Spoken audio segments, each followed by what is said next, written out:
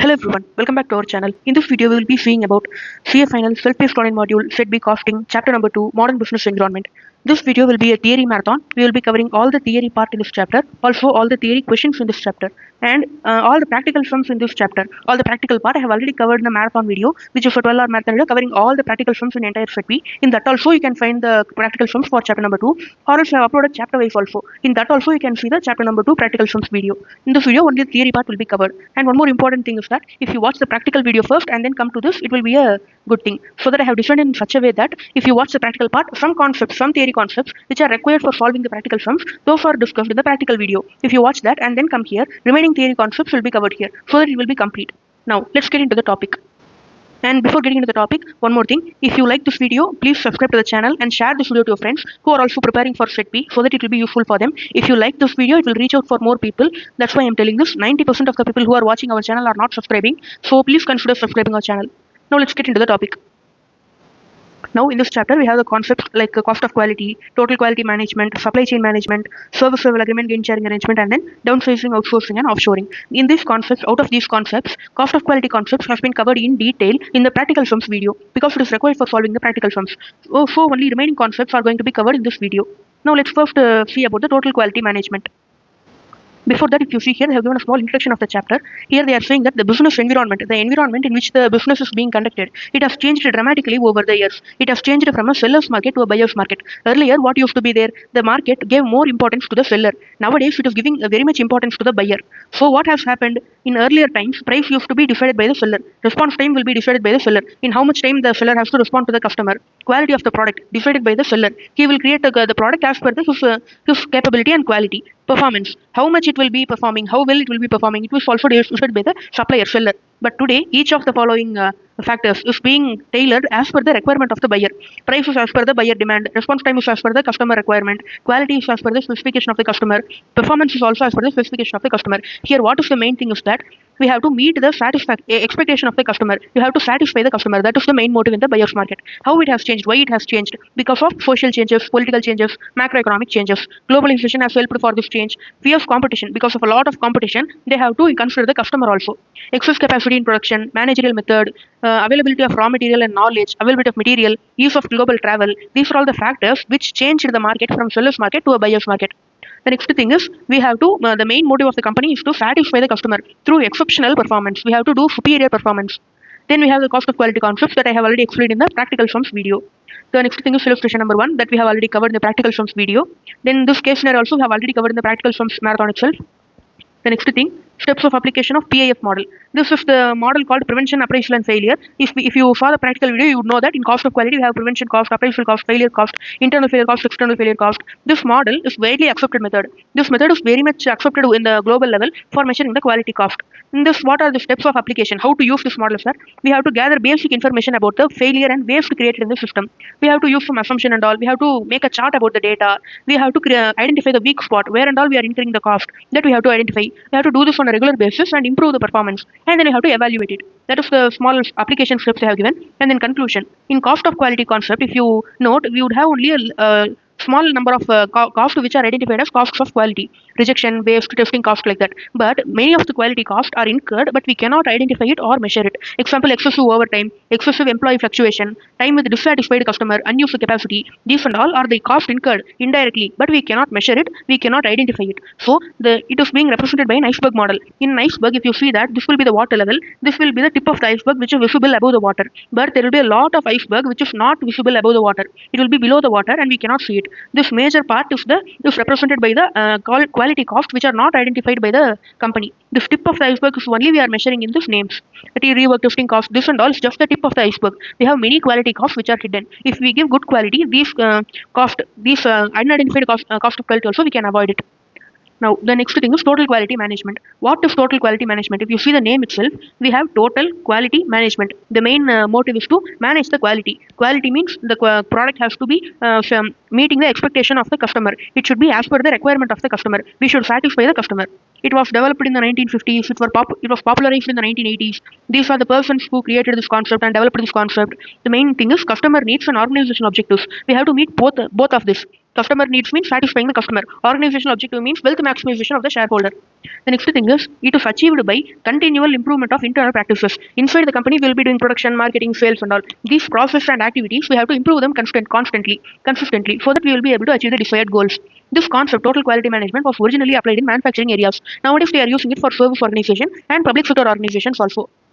TQM, Total Quality Management, has two objectives. One is to eradicate the waste, reduce the amount of waste generated, and increase the efficiency. What is the meaning of waste? For example, the laborers are waiting for material. For that time also, you have to make the payment. Labor are idle because of material shortage, material delay. That is one kind of waste of labor time. If you are transporting materials between factories and warehouses unnecessarily, or when you have the factory situated in a very far distance from the warehouse, that is also another waste of transportation cost.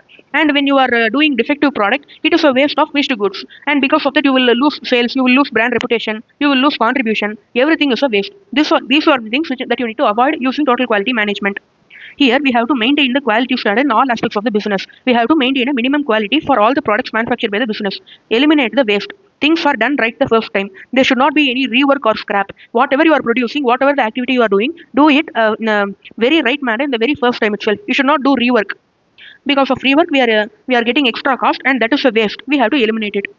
We have to give quality services at a reasonable cost. We should not do a lot of cost also. Doing cost will reduce the profit of the company. We have to give a good quality at a maintainable cost. Reasonable cost should be there. Continuous improvement should be there. Role of everyone in the organization, from the top management till the last employee of the company, everyone should be involved in the process. Everyone should have a role in the process. The company should be viewed as an internal system with a common name. The employees, company, top management, all the people working there, till the security guard, they should be viewed as an internal system. It is a complete system. Everyone are working to achieve the common goal of the organization.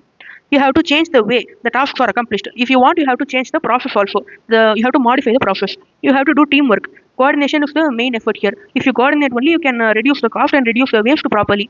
Only then you can do the processes in an efficient manner. For that, we have the principle called 6 C's of TQM. We have 6 words, six concepts, which everything starts with the word letter C. So it is called as 6 C's of TQM.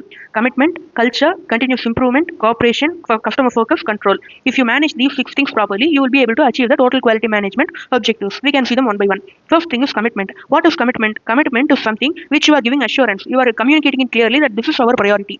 Top management should give a clear communication to the employees, shareholders, everyone, that product quality is the utmost important thing for the top management. Top management keeps quality at the top priority. Without quality, it is not the product itself is not required. If you manufacture a product, it should be of high quality. That quality assurance and quality commitment you have to give to the other people. Other people meaning employee, shareholders, outside people, everyone. Clear expectation. When you are giving work to the employees for maintaining the quality, you should keep clear expectations. For example, when you have an employee, you have a machine and we are having output. This output, it is coming defective. You have to set a clear expectation. Like in 6 months, you should be reducing the defective percentage. Currently, it is 5% defective. It is coming. You have to reduce it to 3%. And you have to tell to the employees how you have to do that. How to do that. How you have to reduce the defective percentage. That also you have to tell. You have to have proper expectation, and proper training also should be given. There should be a commitment from the top. Only then the employees will take that matter seriously. Otherwise, the employees will not think that quality is a priority. They will do as per their mindset only. Only if you clearly communicate, they will understand that quality is very important. And then culture. What is culture? It is the mindset of the people, a mindset of the employees, top management, middle level managers, everyone. You have to change the current mindset of the employees, and you have to make them understand that quality is very important. This is the meaning of change in culture. You have to make quality a normal part of everyone's job. You have to make the employees understand that quality is very important, and the minimum quality should be maintained in all the products that they manufacture, all the activities that they do. Efficiency should be there. Continuous improvement. Total quality management, it is not a one-time program. It is a process. Process meaning that it will be done continuously throughout the life of the organization. You will be continually improving. Only then you can achieve the efficiency. And over a period of time, you have to reduce the cost. Only then it will give more profit for the company. If it gives more profit for the company, you will increase the salary of the employee. You will give more return to the shareholder. Everything. You will give a more contribution to the GDP of our country. Like that, it will be helping in a holistic manner. It is very important that you are improving continuously. There is always room for improvement. After a particular stage, you should not stop the TQM. Only then, if you stop it, it will become a stagnation. You will stand at the same level only. If you do continuous improvement, you can achieve higher efficiency, and then you can get greater profits and greater good to the society. Cooperation. All the employees, all the departments should cooperate together, and they have to work together. There should be total employee involvement. From all the departments, all the employees should work together in a coordinated manner. and then all the employees should be involved in the process. When you are making a process, involve the lower level employees also, or not all the lower level employees. You can take a representative of them if it is not possible, because they are the ones who are actually going to perform the work. If they are given importance and you are doing it as per their preferences and their inputs also, it will be very proper, and they will be knowing the ground level reality of the work. They will give more ideas to you in increasing the efficiency. Then customer focus. In total quality management also, the main thing is to satisfy the customer need and organizational objective. You should focus on the customer. You should foster the relationship, meaning that you have to nurture the relationship. You have to maintain the relationship in a very good manner, both internal and external customer. Meaning that external customer is the normal buyer who is buying our finished goods. Internal customer is the employees of one department. In transfer pricing, if you see that, there will be one department who will be supplying division, and then other department will be purchasing division. Here one department is a supplier, other department is a buyer. Both of these departments are within the company only. So when one product is moving from one department to another department, that is also, it should be considered as a customer. It should be of very high quality. You should not compromise the quality in between the departments also. If the in between work in progress is of high quality, automatically the finished goods will be of a very high quality. After doing all this, you are giving a commitment, you are changing the culture, you are improving in a continuous manner, you are cooperating, you are giving main importance to the customer requirement. After that, you have to make control. Control means you have to keep internal control mechanism. With that internal control mechanism, you will evaluate the performance, whether the continuous improvement we are doing, whether it is working or not, whether it is giving the required results or not. That and all you can do. Monitoring, measurement, and improvement, you can do it. You have to do documentation. What is the results achieved? What is the reduction in defective percentage? What is the cost which we are saving? And procedure also you have to create. Internal control mechanism includes procedures, and then awareness also you have to give to the employee. You have to make the employee understand what is his role in the entire company, what is the job of the employee, how it is helping the organization, how it is ultimately helping the society. Everything you have to give awareness to the employee. These are the 6 points in total quality management, 6 C's of total quality management. I hope you understood this. The next thing is, we are going to see about the total quality management by Deming. Deming is a person who developed the concept of total quality management. He has given some 14 points method to achieve the total quality management. That is what we are going to see here. It is Deming is also called as the father of quality control. This may be asked in some MCQ, so it is important. Deming is the father of quality control. The 14 points, it was created by Deming for quality improvement. We can do this quality improvement by commitment. Here we can read the first point. We have to create a constancy of purpose towards improvement. Deming says that we have to create a purpose. The purpose of the employees should be to work towards improvement. We have to achieve greater efficiency and then make greater profits. We have to improve from the existing level. That is the main goal of total quality management. Improvement is very important. Second point, adopt a new philosophy. Currently, we have an employee mindset. We have to change that, and we have to bring a new philosophy. That philosophy, we have to bring it into the minds of the employees. We have to adopt it. Modify the existing process to give importance to quality. Quality should be important. Cease dependence on inspection. Dependence on inspection means, for example, if you are giving a procedure for an employee for manufacturing a product, if you manufacture as per that procedure, it will come out of a very good quality. But whether the employee is actually following that procedure or not, that you have to check. For that, you will use the inspection. You have to make the employee's mindset in such a manner that even when you do not do inspection, the employee will be following it and creating a good quality product. It should not be in such a manner that the employee is doing the normally in all the times, and then he is not following the procedure. Whenever you go to inspection, at that time alone he is using that procedure. That should not be there. He should not be depending on the inspection to do the correct work. Normally he should be doing the procedure itself. Normal part itself, it should be done by the procedure only. Without following the procedure, the employee should not manufacture the product. It will reduce the variation. You will have a minimum standard quality. Standard product will be produced. Move towards a single supplier for any item. For example, if you want a raw material, when you go and purchase it from various suppliers, what will happen? You will have a variation in the quality of material. Each supplier will give a different quality. It will not be same in all the suppliers. We cannot give a guarantee for that. So it will give a variation in the quality of supplier. So we have to try to keep a single supplier. So the raw material quality will remain uniform. Next point is improve constantly and forever. You have to do improvement forever. Only then it will be proper. You have to try to reduce the variation, meaning that all the products manufactured by your company, the finished goods, should be of the same quality, uniform quality. Only then the customer will feel satisfied. Or else what will happen is that if a customer purchases a product once, he is seeing a good quality. If he again comes and purchases, he should get the same quality. He should get the same uniform quality. If he gets a bad quality, if there is a variation between the quality when you are purchasing between 2 time periods, the customer will be dissatisfied. He will not trust the company. The next thing is training on the job. You have to give on the job training to the employees, meaning that you have to keep the employees on the factory, give them job. They have to perform it between the work itself, and then in that you have to give the training. Improve them side by side. After you have to perform the job, alongside they have to give the training also. You have to give on the job training. You should not give separate theoretical session on training and all. You have to give practical application of training. Next thing is institute leadership. You have to give leadership to the supervisors who are working in the factory. They should feel leadership, meaning that they should be responsible for the finished goods produced by that particular department. The supervisor is responsible. He will be doing all the things and he will be managing the quality for that particular department. If any problems come in the department, he is the one responsible. You have to give that leadership quality to the supervisors. In general, you have to give this leadership quality to all the people. Only then they will take accountability and then do good things as per the procedure or standard operating procedures which are ruled out by the organization. Distinction between leadership and mere supervision should be there. Mere supervision means they will just see whether it is happening or not. They will not care that much about the quality and all. They will see whether it is working as per the norms or not. They will just check it on a normal manner. But when you see leadership, they will identify each and every mistakes and improvement areas in the process. If there is a place for improvement, they will see that and they will inform it to the top management. They will give inputs on how to manage the process efficiently, how to increase the efficiency, how to reduce the defective. Like that, they will have a leadership, ownership, and accountability. They will try to improve the process themselves as if it's their own company. That is the important thing here. Institute leadership. How to improve, how to reduce variation. This and all you have to gather input from the supervisors also. Next point is drive out fear. You have to reduce the fear from the employees. Whenever there is a problem or there is a point which the employee wants to tell to the top management, he should be able to tell it confidently. You should not threaten the employee. Remove the fear in the minds of the workforce. Fear is counterproductive. If there is a fear, the employee will not tell everything to the top management. We will miss certain points which the top management will not know. Only the person who is working in the ground reality, he will know some important inputs that we can obtain only if the employee is confident. The next thing is break down the barriers between departments. The barriers should not be there between the departments. If there are two departments, they have to coordinate together, communicate properly, and then they have to work together. Only then it will be useful. If they are not working together, there will be a lot of waste and unnecessary process between two departments. If they work together, they can eliminate all those and reduce the cost for the organization. They should be treated as internal customer. As I already said, one department will be the supplier, another department will be the purchaser. That purchaser department should be viewed as a customer. You should give the finished goods, work in progress as per the requirement of that particular buyer department. That also should be there. Eliminate slogans. You should not give just motivation. You should give the proper training, proper supervision. Everything should be there. Leadership should be given. Just monitoring without creating a work environment, it is not proper. You have to create a work environment. You have to create a culture. All the materials you are purchasing. For example, the contract of the top management with the supplier to purchase raw material. The raw material by that supplier is of poor quality. Then it is not proper. The top management at one time it is giving commitment to give high quality products. Another time it is giving contracts to the suppliers who are giving low quality raw material. That should not be there. You have to create a proper work environment. After that, you have to give importance to quality.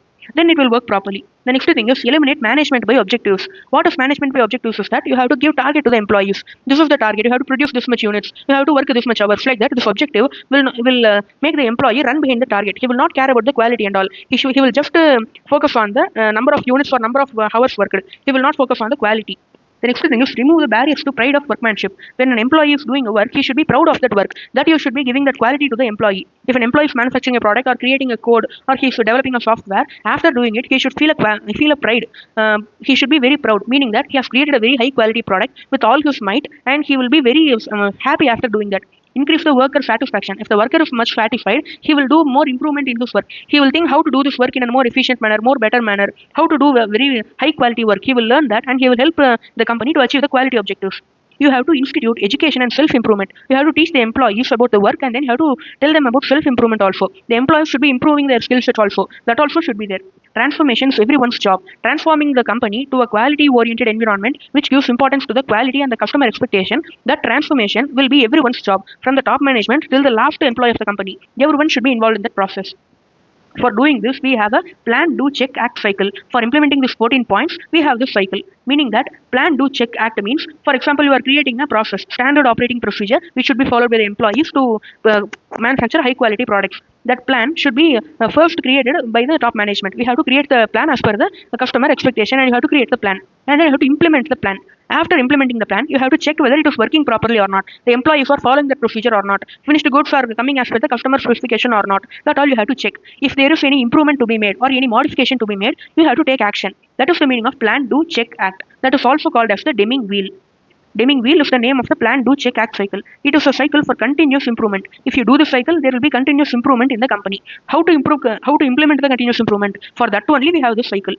We have to establish objectives and action plan. Do, implementing the process. And then check, measuring the effectiveness of the process. Action, you have to take corrective action. This is a cycle. That is the meaning of plan, do, check, act cycle. The next thing is implementation of total quality management. How to implement it? The first step is you have to collect the data. What is the current thing happening? What is the current reality of the organization? How much quality we are producing? How much importance we are giving to quality? How much raw material quality we are getting? How much labor hour quality we are getting? What is the qualification of the employees? Whether they are trained properly or not? The current situation we have to identify. We have to create the data. Organization obtain the data. And then you have to find out the problems in the current situation. And then you have to solve the current problems first. After that, you can give importance to the quality. Currently, what are the problems? That should be solved first. Here, what are the current problems? Unstable funding. From the top management, if they want to implement continuous improvement, purchase high quality material, give training to the employees, hire experts, for that and all, we will require funding. If the funding is unstable, it is a problem. We have to correct it. And then weak management. If the management is not able to achieve the target, it is not able to communicate to the employees properly, it is not able to plan and get the job done from the employee, it is a weak management. You have to eliminate it and bring proper management experts. Poor employee morale, the meaning that employee is not feeling proud about his work, he is not getting proper salary, he is not having any loyalty towards the company, he is not having any satisfaction and all. Everything is wrong about the employee. That is the meaning of poor employee morale. He is just doing the work for namesake. He does not have any attachment to the work. The next thing is, these are the implementation things. First, we have to solve the problems. Next, implement the TQM. What are the criticism of total quality management? What are the things people found wrong in this TQM method? What are the problems in it? These are the persons who told the criticism in this method. They are telling that it is focusing too much on documentation of process. Everything they are trying to document. What is the efficiency percentage? What is the raw material quality? What is the finished goods quality? What is the process time they are taking? What are the waste to be eliminated? What are the costs to be reduced, saved? Everything they are documenting in a very much. So the focus is too much on documentation and very low on the actual process. Quality assurance. They are just saying that we have quality and they are not actually working on the quality. If everyone wants to apply the TQM, they are just doing it for namesake. Nobody is actually following the principles. Internal focus.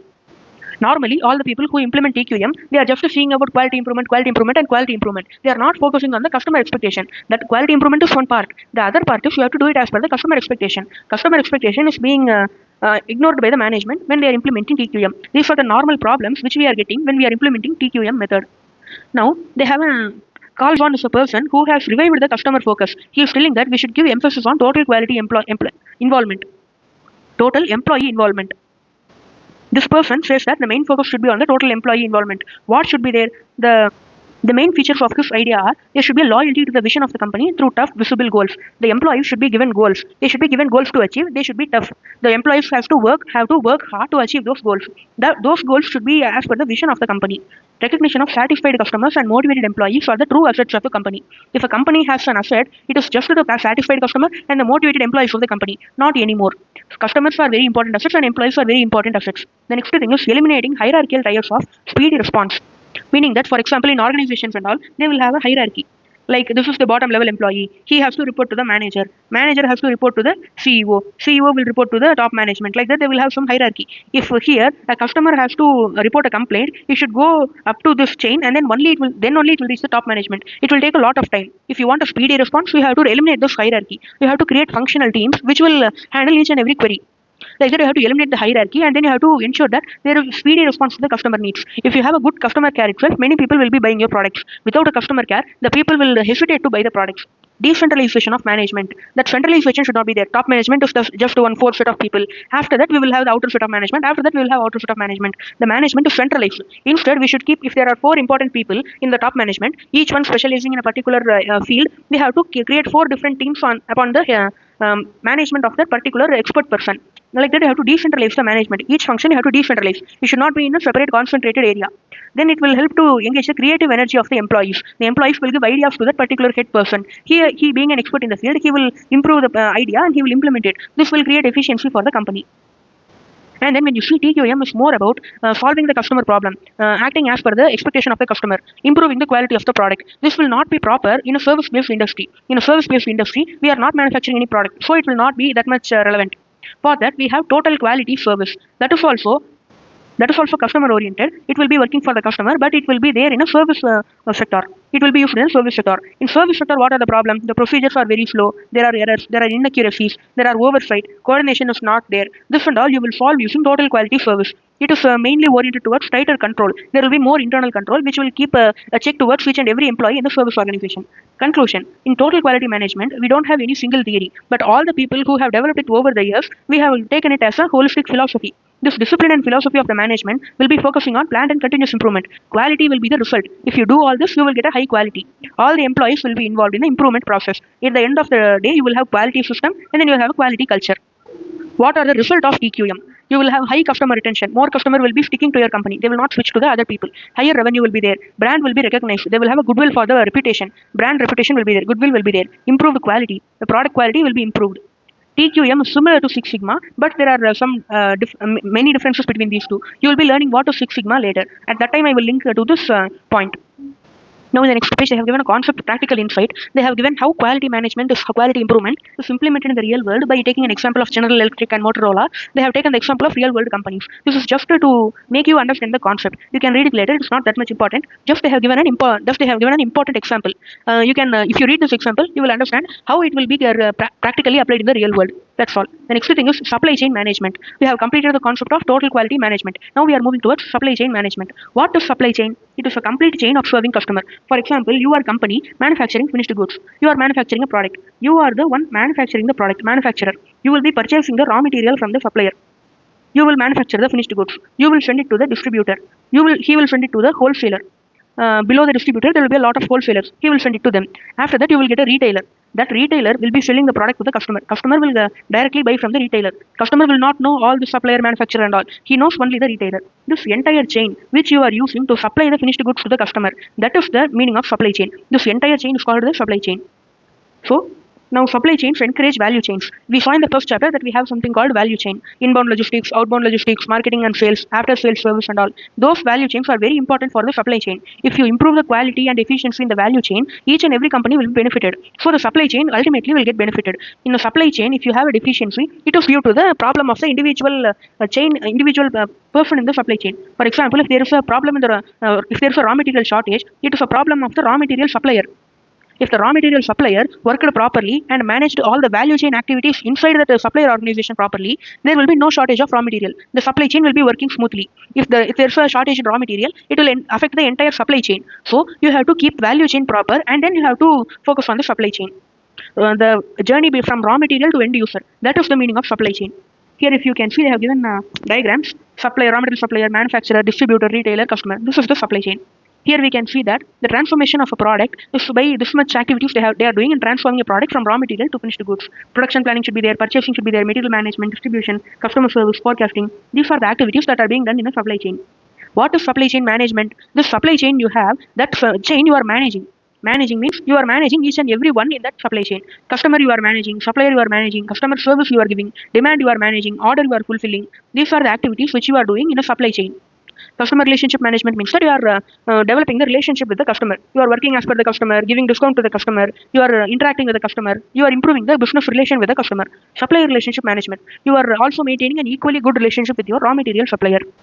The next thing is customer service management. You are giving after sales service to the customer. If it is good, many customers will come to your company. Demand management. You have to manage the demand. The customers, when they are purchasing, they will raise demand with the company. They will post a requirement that we need this much units of finished goods. In this time we want. At this date we want. That and all you have to manage. That is the meaning of demand management. You are matching producer capability. What is your capability to manufacture the finished goods? And then the customer requirement. The requirement of the customer of the finished goods. You are matching these two. Order fulfillment. When a customer is making an order, you have to do all the activities to fulfill it. Manufacturing flow management. All the processes within your company for manufacturing that you are doing, moving the material, you are obtaining and implementing and managing flexibility and all. You are maintaining the flow of the finished goods or products between your company itself. That is also a manufacturing flow management important activity.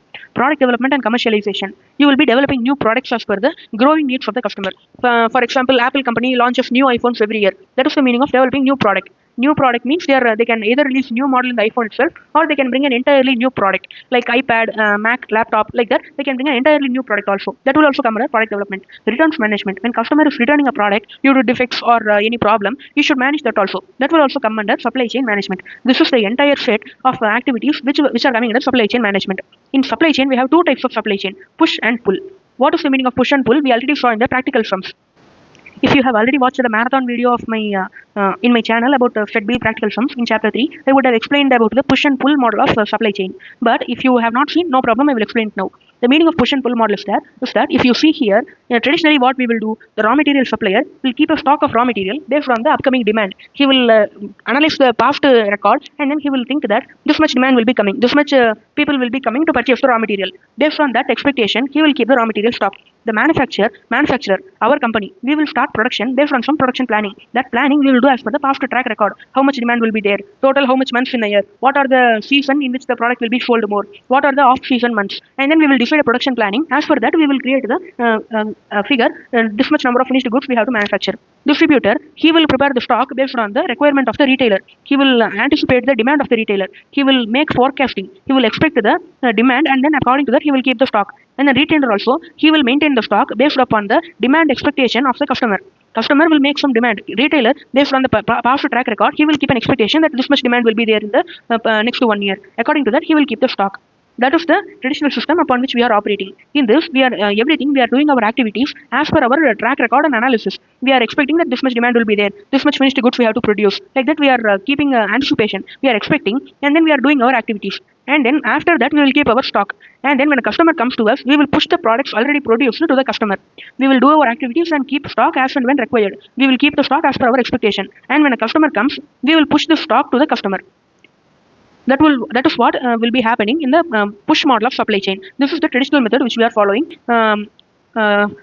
This is the method we are following till now. In modern days, we have a new model called pull model of supply chain, meaning that we will be coming from backwards. Whenever the customer orders, only then the retailer will purchase from the distributor.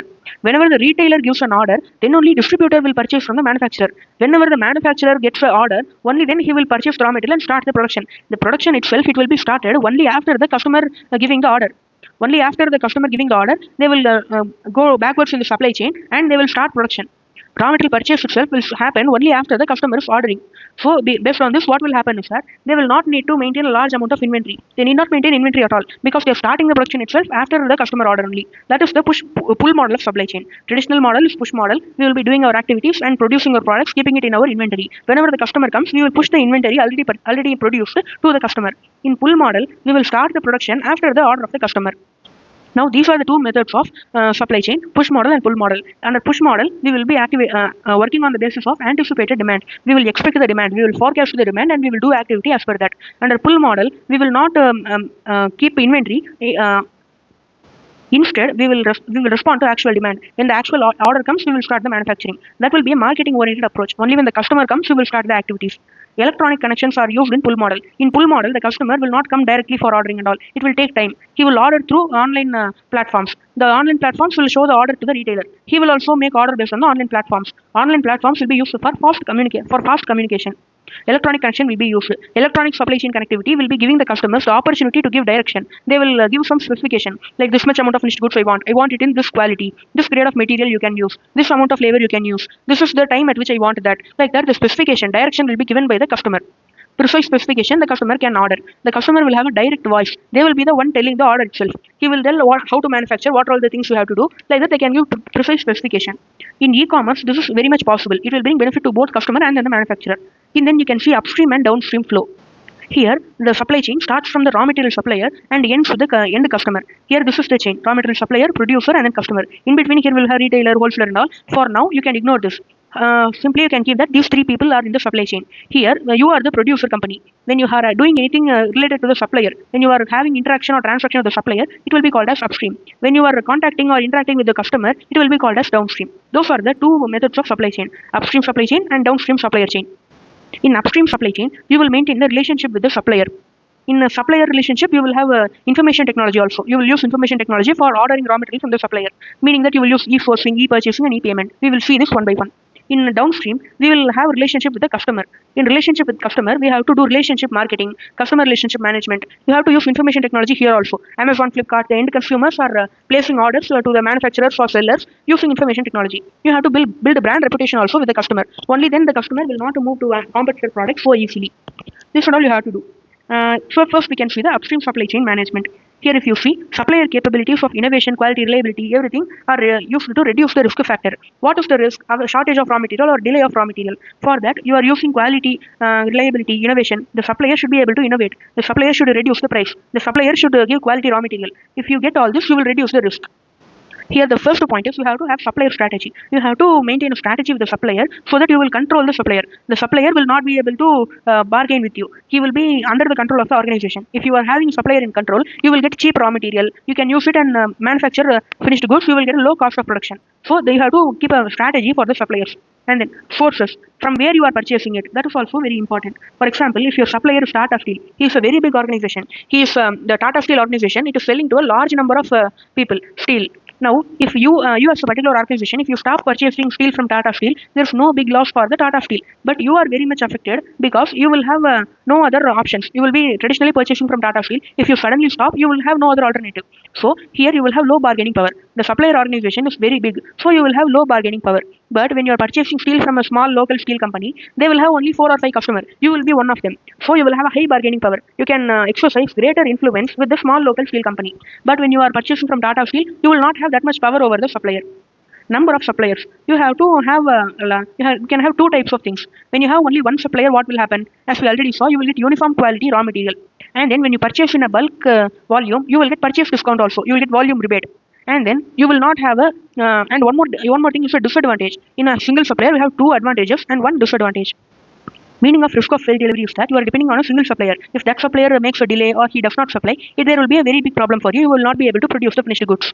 And when you have multiple suppliers, what will happen? There will be no risk of failed delivery. Even if one supplier fails to deliver, you can buy from the other suppliers. You will be relying on 2 or 3 suppliers. If one supplier fails, you can buy from the other 2 suppliers. There will be varied qualities. One disadvantage: you will get raw material at different quality from each of the suppliers. Loss of discount. Since you are buying a small quantity from a number of suppliers, you will not be getting that volume discount that you were getting earlier.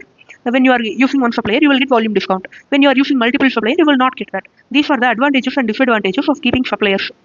You should decide this also, number of suppliers, one supplier or multiple supplier, when you are maintaining the relationship with the suppliers. And then cost, quality and speed of delivery. When selecting the supplier, you should also consider the cost, price at which you are buying the raw material, quality of the raw material, speed of delivery, at what speed you will get the delivery, what is the lead time, the time between you ordering and then them delivering the product. The next thing is make or buy and outsourcing. If you already saw the marathon video, in chapter 6 we would have solved sums related to make or buy and outsourcing. Whether manufacturing a raw material in-house, if you do it in an in-house manner, inside the organization, we are creating a department and manufacturing the raw material, whether that is profitable, or outsourcing it, purchasing the raw material from outside, whether that is profitable. This we will be deciding there.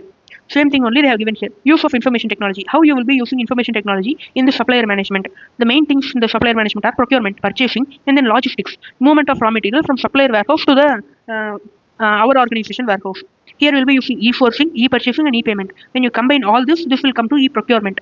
E-sourcing means, what is sourcing? You will be giving tender invitations to to a public forum. In a public forum, it will be listed that your organization requires raw material supplier. So there will be supplier organizations. They will be sending tender quotation to you. You will be seeing those quotation and selecting the supplier who is giving high quality at a low price. That you will be seeing and selecting the supplier. That is called as e-sourcing. After selecting the supplier, you have to purchase from them. You have to place orders. That will be coming in a e-purchasing. After delivery, you have to make payment for the purchased goods. That is will be coming in a e-payment. E-sourcing, electronic tender invitation, and then you will find the best supplier. And then in e-purchasing, you will do centralized purchasing. To decentralization will happen. You will purchase on online mechanism. You will be having electronic catalogs. You will have a recurring shopping list. If you require a particular material regularly, every week you want, you can set an automatic mechanism to order a particular quantity every week. You can do electronic purchase order. You will get management information also. This information will be in an analytic system. You will get the information from management information system. The next thing is e-payment. You have to make payment to electronic mode. E-procurement. What is the benefits of this entire e-procurement process? By doing this procurement electronically, what we are getting?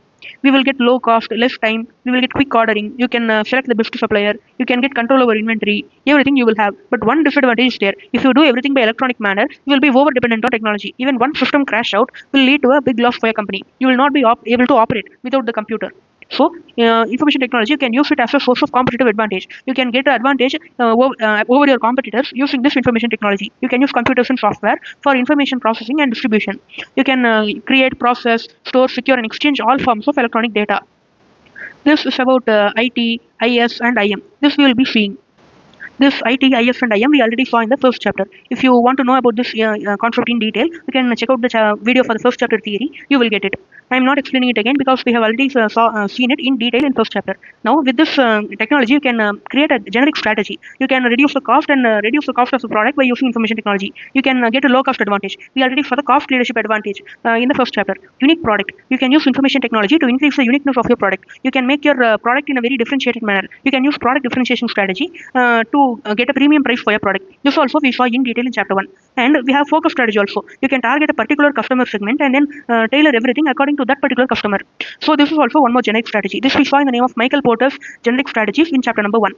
That is what I have given here in a form of concept insight. The next thing is downstream supply chain management. Everything related to the customer comes from the downstream supply chain management. First thing is relationship marketing, meaning that you have to maintain good relationship with everyone, and then because of that you will get certain advantages. You will be enjoying those advantages also. First thing is you have to keep existing customer. In relationship marketing, main thing is you have to maintain the existing customer, and then you have to think about attracting new customer. In this we have something called as 6 markets model. We will have 6 market domains. Here we have to maintain our relationship. In these 6 markets we have to do our marketing. First market is internal market. Internal market meaning that meaning means I have already told about the transfer pricing. One department will be selling goods to another department within the same company. Here one department will be supplier, another department will be purchaser. Here the supplier department, when manufacturing the product, they have to think about the purchasing department. They should also think in a customer oriented manner. Here the customer is the purchasing department. This will create a customer oriented corporate culture. The internal department should also work as per the next department who is purchasing our product. They have to do in a customer oriented manner. Referral market, you have to give importance to the customer. That is the main thing. Referral market, here they have 2 types of things in referral market. One is the existing customer. The customers who are already purchasing from you, they will bring new customers. That is one type of referral market. Another segment of referral market is that you will get referral sources. They are not the persons who are referring to you, they are not directly your customer. They are in your network. Your firm is operating in an environment. You will have connections within various firms. In that particular network, a single firm, they are referring some work to your company. For example, a consulting firm, it will refer work to a law firm. They are not directly customer suppliers in that. They are not in that relationship, but they are connected in some network. The next thing is influence market. In influence market, they will have financial analysts, shareholder, business press. These are all the people who have influence in the society. If these persons say something, there is a value for that speech. People will consider that and take decisions accordingly. So they are called as influencers. We have to use these influencers to promote the brand reputation and make a good image in the market for the particular brand or company. Recruitment market. This is the market for a job creation. People will apply for jobs in recruitment market, and then the companies will also search for candidates in recruitment market only. This includes commercial recruitment agencies, universities, institutes and all. For example, some IT companies and all, they will have tie-ups or contracts with top IT colleges and all. In those colleges, they will do campus placement process, and then they will procure the best candidates. They will take university level best candidates for their job in the campus interview itself. This is one type of recruitment market. Like that, we have to give jobs to people, and then those people require jobs. Connecting these 2 things is the work of the recruitment market. The next thing is supplier market. Same like recruitment, but here our need is to purchase raw material. Here we will have 2 things. One is the demand part. Another thing is the supply part. In recruitment market, what is the demand? Job is the demand. Supplier will be companies. Companies require job workers. In supplier market, what is the demand? Raw material is the demand. Supply will be the raw material supplier organization. This is the different. This is the main things in this market.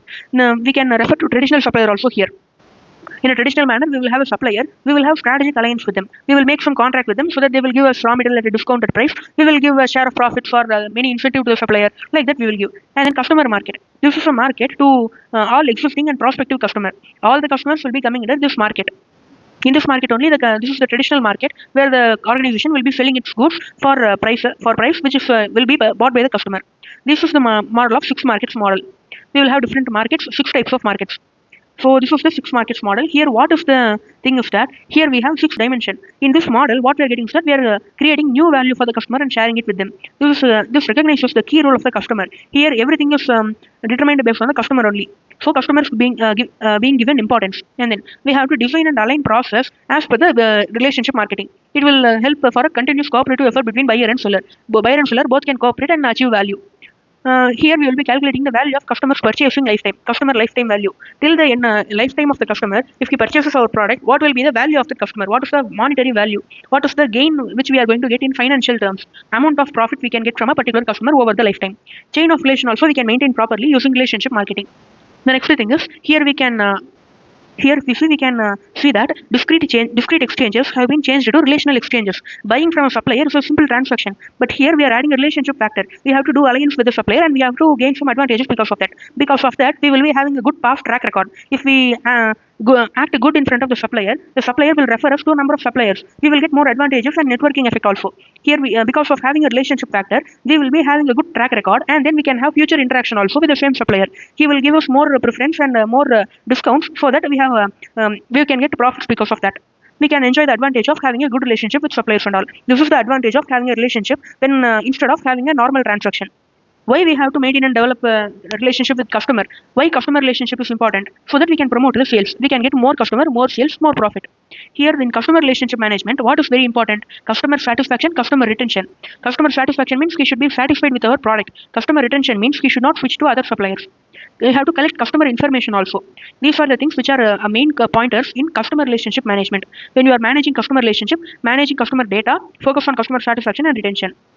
Here you have to collect data like customer personal information, purchase history, buying preference, concerns and all. If you know all this, you can supply as per the need of the customer, as per the want of the customer. In that case, what will happen? The customer will have a good impression on your organization. One satisfied customer will bring 10 new customers with him. One dissatisfied customer takes away 10 customers with him. So customer satisfaction is very important. Analysis of customers and their behavior. For industrial customers, if a customer is there, he is buying a product, he is using it in manufacturing. For him, what will be the most important thing? Quality of material is important. Discount you are giving is important. Serviceability, whether we will get any spare parts in the future for that particular product, that all is important. Size is important. These are all important for industrial customers. You should also keep in mind the physiological needs, safety needs and social needs of the customers, whether the product is safety or not, whether it will be safe for the customer, what are the instructions we have to give, that also you have to see. The next thing is customer account profitability, meaning that from a particular customer, what is the profit you are earning in a particular year? In a particular year, if you see, you will have supplied it to a lot of customers. If you take the profitability at a customer level, from one customer, what is the profit that the company earned? When you are measuring this, it will be called as customer account profitability. If you do that, you can eliminate the customers who are not profitable and then encourage the customers who are giving us more profit. This analysis we can do at a business unit level, product line level. One product A, how much profit we are getting, product B, how much profit we are getting. You can do it product wise, or you can do it geography wise also. For example, if India is the market, from North India, how much revenue you are getting, profit you are getting. From South India, how much profit you are getting. You have to improve the weak spot and then do more sales in a stronger area. And then you can do it in the customer wise also. If you do it in customer wise, it will be more meaningful. That is what they are telling.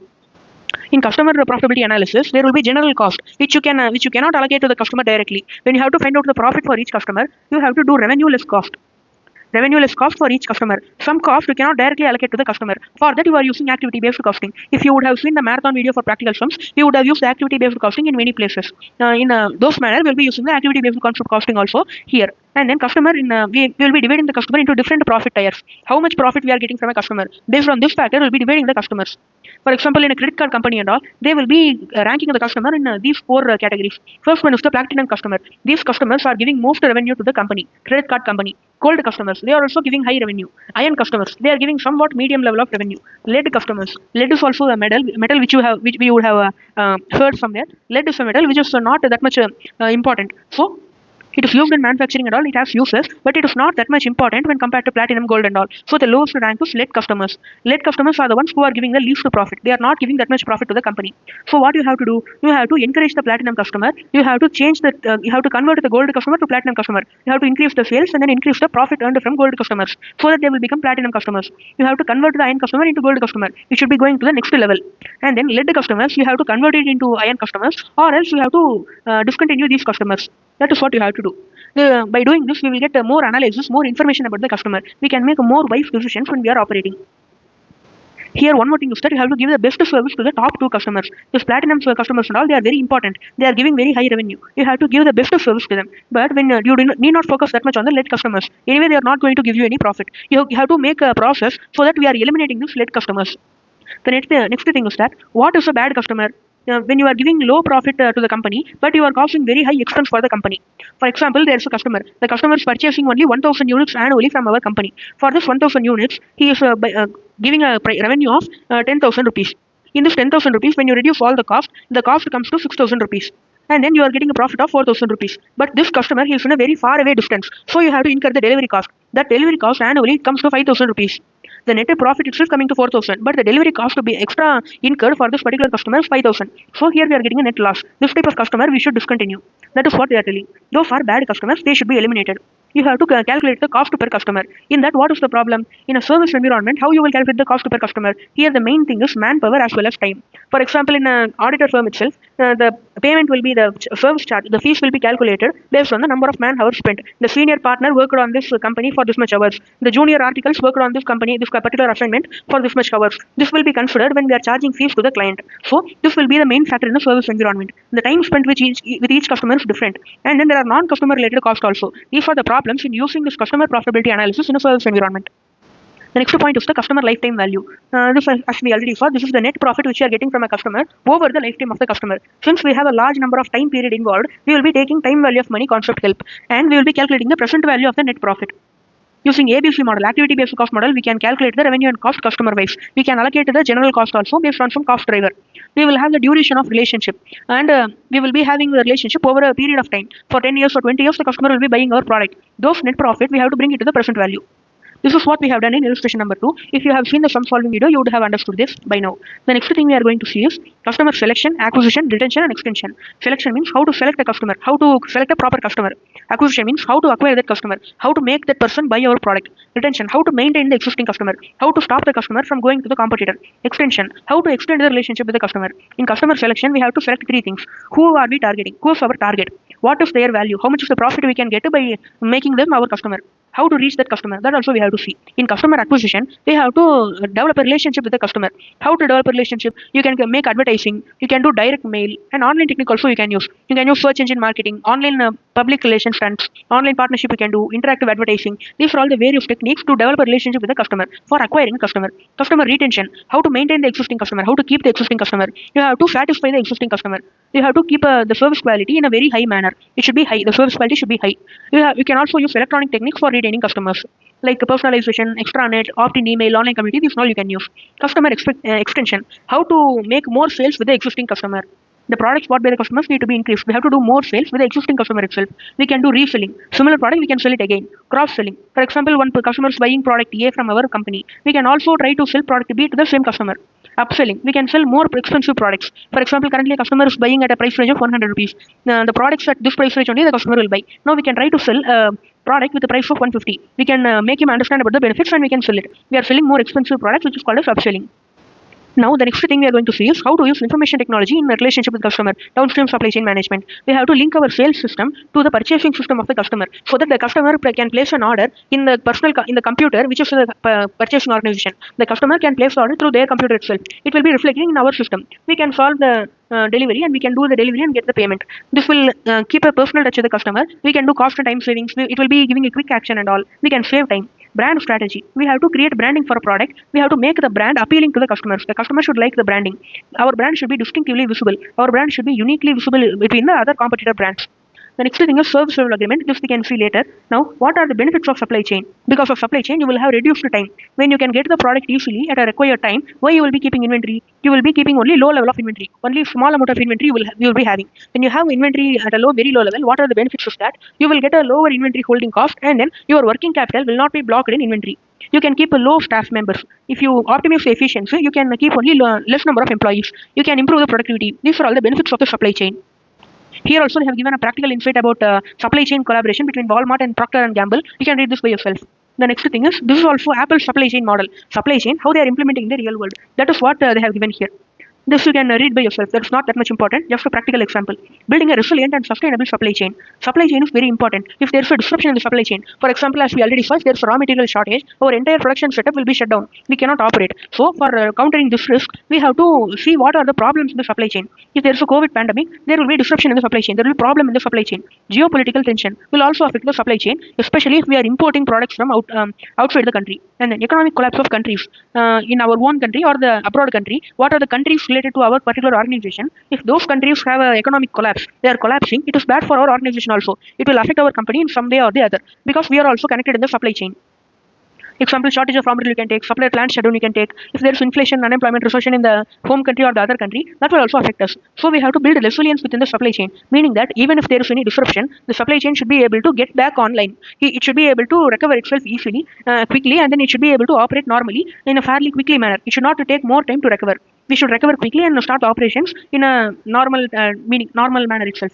The next thing is the supply chain should be flexible and quickly adaptive to the external environment. If there is a change in the external environment, we should adapt as per it. Otherwise, we will face problems. The next thing is, for doing that, what we can do, how to build a resilient supply chain that can quickly recover from disruption. We have to run a stress test map. What are all the weak points in the organization, in the supply chain? What can go wrong test, we can call it like that. If there is a disruption in supply chain, what will happen? Only then we can see the consequences and then do proper precautions for that. And then we have to see key metrics and the impact on business. If a raw material shortage happens, what will be the impact on business? How we are vulnerable? What is the problem if there is supply chain disruption? How our organization is affected? What is our vulnerability? How vulnerable we are? How affected we are about that particular change, that we have to see. Benchmark. We have to see the benchmark also. Supply chain metrics we will have, the delivery time, the response time, that and all the key metrics that we can keep as a benchmark. The next topic is gain sharing arrangement. This concept of gain sharing arrangement we can see through an example. Here they have given a case scenario. Here we have Raya Healthcare Limited, it's a leading healthcare service provider. This is a hospital which is having 450 potential beds. It is having 450 beds. It is providing diagnostic and daycare specialty facilities also. Diagnostic means it is finding out the disease of the patient. What is the disease of the patient that we are finding out. And then we are using traditional devices for CT scan and all, MRI scan and all. And these devices, it is not enough as per the demand. We have a large number of patients, but we have only 2 or 3 machines. So the patients has to wait more than weeks for MRI scans. There is very much delay in finding out the disease of the the patient in this mechanism. In this traditional device, it is taking time to diagnose the disease. There is a delay in the diagnosing illness. Because of that, it becomes late before we give treatment for the patients. So we are planning to outsource the CT scan and MRI scan to Live Life. Live Life is a scanning organization. It is operating just for scanning and providing the reports. It will provide the report within 24 hours. Currently, the customers are waiting in weeks' time for getting the reports. In a new proposal, we will get the report within 24 hours. But the Raya, the hospital, it has a doubt whether it will be profitable or not. That is the doubt. And here they are making contract. In this contract, the Live Life, the scanning organization, it will provide services to the hospital. It will do the reporting. It will diagnose the disease and give the report to the hospital without getting any payment. And because of that, the hospital will get a cost savings because they can get the reports quickly. They will get more patients. The company, the hospital, will get more profits. Out of that profits and cost savings, they have to give a share to the supplier organization. That is the scanning organization, Live Life. The hospital has to give a share in the gains. That is the meaning of gain sharing arrangement. Because of this program, what is the gain we are getting? That gain will be shared between the Live Life supplier organization and in the hospital. This is the terms. Cost savings generated in the first year will be retained by the supplier scanning organization Live Life. Cost savings in the second and third year will be divided in the proportion of 30:70. 30% will be going to the hospital, 70% will be going to the supplier scanning organization. Why we are having this disparity is that the Live Life is the scanning organization. It is doing the services without getting any payment. It is taking risk. If the program does not give any gains, there will not be any payment made to the supplier organization, scanning organization. So we are taking a risk. Because of that risk, we are getting more share in the cost savings. Cost savings in the fourth year will be passed to the hospital itself. Any cost saving generated by idea proposed particularly by the hospital that does not require any extra capital investment by the scanning organization will be passed to the hospital itself. If there is any particular cost savings which is generated wholly because of that hospital, that cost savings will be retained by the hospital itself. Now we have to see what is the agreement here. This is the gain sharing arrangement. Here the supplier scanning organization is providing the services, taking on the contract and providing the reports within 24 hours for all the patient without receiving any payment. They are taking the risk, and because of that they are getting return also. Cost savings. First year it will be given fully to the scanning organization. Like this, the returns are shared in this type. So this is a gain sharing arrangement. Here we will have benefit for both the parties. The supplier will be working without any guarantee of receiving a payment. The payment will be based upon the cost savings generated. Benefits that are coming to the customer. What is the cost savings which the hospital is benefiting from? That will be the basis for the payment for the supplier. Here this is a risky stance for the supplier scanning organization. And then the advantage may not be necessarily financial. They can also do for coordination benefits also. They can also do this arrangement for supply chain benefits, networking benefits. For that also they can do this gain sharing arrangement. Here in this type of contract, what is important is that greater openness is important. The hospital should communicate to the scanning organization how much cost savings generated actually. That they have to tell in a transparent manner. And then if it is working properly, it is a win-win situation for both hospital and then the scanning organization. This is the meaning of gain sharing arrangement. There will be benefit for both the parties. There will be a high risk for the supplier. The supplier will be operating without any guarantee for the payment. That is the meaning of gain sharing arrangement. Now we are going to see downsizing, outsourcing, and offshoring. These three things, everything is related to reducing the cost. The main motive is to reduce the cost. When we will be doing all this is that when you see downsizing means we are reducing the size of the organization. Size of the organization is being reduced, meaning that we are shutting down some extra branches or extra department we are having. We are closing down the operations in some places where we are getting some losses. Why we are doing this? In the overall country, when we have economic recession, we should be doing the all the activities to cut the cost. And that is why when we have economic recession indicators and all, companies will start to lay off their employees. They will take the employees out of their company and they will save the employee cost. They will save the salary amount and all. There will be cost savings generated. In this kind of economic recession period, many people will lose their jobs. That is the meaning of downsizing. That is happening because of downsizing. In case of emergency, economic hardship in the country, for survival of the company, they will start to lay off the employees. They will scale down the business. They will reduce the workforce. They will cut down the branches. They will eliminate the cost in the case of economic recession. And then they can also do outsourcing and offshoring also in the case of economic crisis. They can also do this because of restructuring or change in strategy also. The main reason is economic recession. Other times the business will not do. If the business lays off people unnecessarily, it will create a bad reputation in the market. Now outsourcing. Outsourcing means transfer of non-core business functions to other external organization. We would have already seen this in chapter number 1. I would have already told what is outsourcing there. We will transfer non-core activities to the other external third-party firms. Here, we will have two people. One is the first party, another one is the second party. Our client is the first party, the end user is the second party. Now, what are the advantages? We will have reduced cost. This also will reduce the cost. We will have improved productivity. We will get more efficiency. And then what are the advantages? We will be having cultural differences. For example, many of the companies in the United States, America, they are outsourcing their call center activities and all to India. Here they will have a cultural difference. They will not be able to, the call centers in India, they will not be able to communicate properly to the United States clients. There will be security issues and all, communication problem and all will be there. For making the outsourcing strategy a success, we have to select a proper outsourcing vendor. If they are a very big organization with very years of experience, it is good. Then we have to ensure the security of the data. We are providing the data to the outsourcing firm. The outsourcing firm, third-party firm, they should keep the data properly in a secure manner.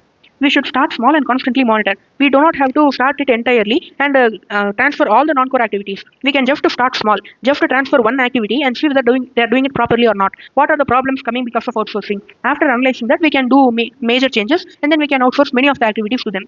Then we will have quality control issues and all, security violations and all, poor customer service in the outsourcing if we select a bad firm. That also we should consider. On considering all these factors, we can do the outsourcing decision. Next thing is offshoring. Meaning of offshoring is that we are creating a branch in an abroad country, relocating a branch of the organization to another country where the cost of running the operations is low or cheaper. For example, if you are doing manufacturing in America, you will get a high cost of labor. The employees will not work at a lower wage. But in India, we have cheap labor. So what the companies will do? American companies will try to start manufacturing plant in India because they are getting cheap labor. The cost of running the operations is cheap in India. Because of this, they will transfer the operations from America to India. This is called as offshoring, relocating the organization branch from America to India. There will be no physical transfer of asset and all. Many times there will be no physical transfer of asset. They will be giving the services to another subsidiary company in the India. They will start manufacturing here. They will not transfer the assets physically many times. Next thing is why we are doing this. We will get reduce the cost of operation. We can do collaboration. We can make advantage of government policy in India. We will use the skill of the local people available in India. We will also have a time zone advantage. Disadvantages, we will have unemployment in the home country. If there is unemployment in the we will get unemployment in the whole home country. Home country is America. If we stop the manufacturing plant in America and move to India, the employees working in that particular factory which is currently operating in America, they will get unemployed. There will be more people in the United States who are unemployed. So this will increase the unemployment in the home country. This will also lead to socio-political pressure. The government of United States also, it may not sit and watch when we are doing this. They will also come to the company and give pressure to give employment opportunity to the local people of America. Now, what is the concept inside they are giving is that it is possible to outsource work but not offshore it. Certain work we can outsource it. We can give it to a third-party organization for doing it, but we cannot relocate it to another country.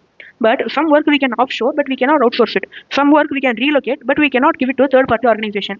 And one more thing is that offshore outsourcing. Some activities we can give it to a third-party organizations which is located in another country. We can do both outsourcing and then the offshoring. We are hiring a vendor in the outside country to do the work. Transferring non-core work to offshore entities. This is the meaning of offshoring. Only one thing is remaining in this chapter, that is service level arrangement. Now we can see that. Now we are going to see the concept of service level arrangement. In the service level agreement or arrangement, we will have two parties. One party will be the supplier, service provider, and the other party will be the customer. Here there will be a contract. In this contract, a particular service will be provided by the supplier to the customer, and then there will be certain conditions for providing that service. If that conditions are followed, full payment will be given. If those conditions are not followed, there will not full payment will not be given. We will deduct certain amount, and then after that only we will give partial payment to the supplier. This is the agreement here. Basic agreement. All the conditions fulfilled means full payment. Conditions not fulfilled means we will give only partial payment after deducting certain amount. That amount will be called as penalty. So we can see an example for this. Here we have question number 40 in case study. This is the case study for old syllabus released by ICAI. This is the only question that I was able to find for service level agreement. I could not find any other question as far as I know. So we are reading this question. In this question, we have a company. That company is a manufacturer of air conditioners. That company is outsourcing the work of call centers. Customer calls are not being able to not attended properly by this company itself. So they are trying to find a third party firm for doing this activity. It is also an important activity of the value chain. They are trying to give it to Krishna Infotech and BPO services. For this company, we are outsourcing this work. So this Krishna Infotech company is the service provider. This RSL Limited, Trickstar Limited, this is the service customer. Here, an agreement was entered, and then service level of 90/20 has been prescribed. The service level is 90/20. This 90/20 is very, very important. This is the prescribed service level to keep a check on service quality. Invoice will be generated monthly, and then the SL will also be observed on a monthly basis. SL means service level. Service level will be observed on a monthly basis. We will check the conditions every month. For the first month, this is the actual details. The details are total calls offered. The total customer calls which are offered to the service organization is 5,120 calls. And then before seeing the next condition, we can see the meaning of 90/20. 90/20 in a service industry, in a call center industry, 90/20 means 90% of the calls offered. 90% of the calls should be answered. Should be answered within 20 seconds. Here in this question, this is the interpretation. This is a call center. 20, the below amount, the amount in the denominator of the fraction. This is like a fraction. In this, the denominator amount. This we can take it as the seconds. Number of seconds, the threshold time before which you have to attend the call. 90 is the service percentage. 90% of the calls should be answered within 20 seconds. For example, if it is 80/10, 80% of the calls should be answered within 10 seconds. That is the rules. So according to this condition, we have to do this service. Calls answered within the threshold time. Calls answered within 20 seconds. 4,850. Short or abandoned calls within the threshold time. Within 20 seconds itself, if the customer cuts the call, if he hangs up, so what will happen? It is not the fault of the service organization. If the customer ends the call within 20 seconds, it is not the fault of the service organization. So those number of calls also they have given here. We have to see whether the condition is satisfied or not. That we have to see. So here we can see that 90% of the calls should be answered within 20 seconds. How much calls they answered within 20 seconds? 4,850. What are the total calls? 5,120. In the total calls, we have to take it in the denominator. Number of calls which have been properly answered within the threshold time, we have to take it in the numerator. This will be the percentage, service level percentage, which is actually achieved. This 5,120 is the total calls. We cannot take this because it also contains the 115 calls, which in the 115 calls, the fault is in the customer side. There is no problem in the service organization. So we have to reduce it from the denominator. So this is the percentage of service level which you will get.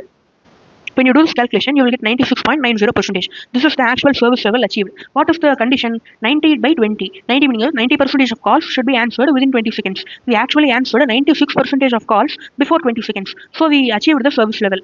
Now we can see the solution. Here they have given the meaning of service level agreement. It is the threshold. Service level agreement threshold is the activity response time specified in the service level agreement. In an agreement, this is the response time specified. In the current case, SLA threshold is the number of seconds within which a call should be responded by a telecaller at the service organization. Here the threshold time is 20 seconds, represented by 90/20. The next thing is service level agreement defines the level of service you are expecting. Service level basically measures the performance. 90/20 meaning that 90% of the calls should be answered within 20 seconds. Here, as we already saw, we are calculating the service level. Total calls answered within the threshold time. Properly answered calls. And then total calls offered, 5120, minus calls in which the problem is not with the service organization, 115. The calls which are abandoned by the customer within 20 seconds. In that, there is no fault of the service organization. This is in the numerator, this is in the denominator. You will be getting 96.90%. Here, when you see, we are achieving the service level agreement. That is what they are telling here.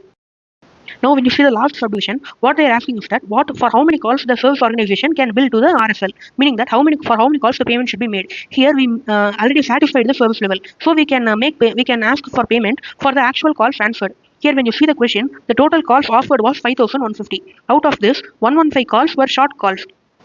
So remaining 5,005 calls were eligible calls. Out of this 5,005 calls, 4,850 was answered properly. 155 calls were answered beyond the threshold time. So we have to make payment for entire 5005 calls because we achieved the threshold level. If we did not achieve the service level, we can make payment only for the actual calls answered. But here, since we achieved the service level, we have to make full payment for the actual calls attended. We cannot make payment partially because we have achieved the service level. If we did not achieve the service level, we have to make some penalty deduction and all. That information will be given in the question if it is there. Here, it is not given. So we have to make payment for 5005 calls. We can see 5005 calls. Now that's all about the concepts in this chapter. We have completed all the concepts in this chapter. Now we can see the questions in this chapter. Here, if you see, we have questions. First MCQ start. Here they have given a case study. The company is a very profitable company with high sales volume. The company is in this particular business for the last 20 years. The business cycle can be predicted. The product it manufactures can be bought off shelf from retail stores. Demand is continuous throughout the year. We have high demand throughout the year. Hence, the inventory turnover is high. We are quickly selling the products. Profit margin are high and generate sufficient cash flow. We are getting enough cash flow. Production cost is optimal when the products are produced on a large scale. It is a mid-sized company that wields sufficient bargaining power on its suppliers. Factory land is owned. It has sufficient storage area. Working capital needs are sufficiently met by the internal resource. Here, what they are asking in the question is that what is the type of supply chain they are asking? In this type of supply chain, here when you analyze the situation, the business cycle can be predicted. It has a very high experience. The the demand is continuous throughout the year. And then, based on these factors, we can see that the demand can be predicted. We will have continuous demand throughout the year. So we will produce as per the anticipated demand, expected demand, and then we will keep it in the inventory. So this will be a push model supply chain, traditional supply chain. We are not starting the production after the order of the customer. So it is not a pull model. The next thing is flow of the supply chain. Where in the flow of the supply chain are the customer? Customers are in the end of the supply chain. So it is a downstream supply chain. In the supply chain, the customers are always in the end part. The next thing is implication of high inventory turnover ratio on working capital locked in finished stock is.